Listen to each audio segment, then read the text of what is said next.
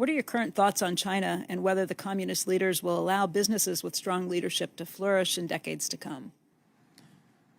Well, I think that the Chinese government will allow businesses to flourish.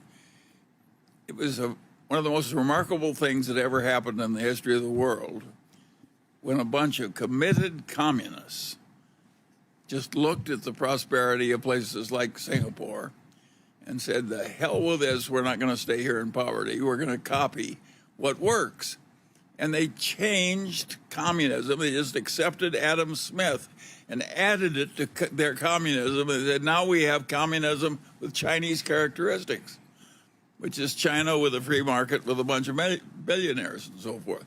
And they made that shift. They deserve a lot of credit. Warren and I are not quite as good at that as changing our minds in many cases. Yeah. And that was a remarkable change coming from such a place. And of course, it's worked like gangbusters.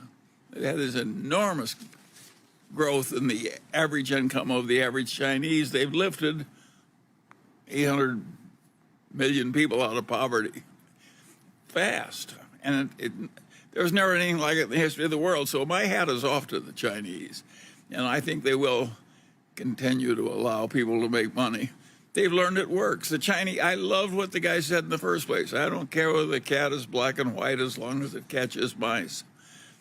That's my kind of talk. In that list of the 20 most valuable companies, just 3 are Chinese. Now, if you're looking out 30 years, how many do you think will be Chinese? My guess is more, but I don't think they'll top the United States. But who knows? It's amazing what has been accomplished, and yeah, really amazing. And they found what works. I mean, there's nothing like finding something works in order to sort of reinforce ideas over time, and we'll see what happens.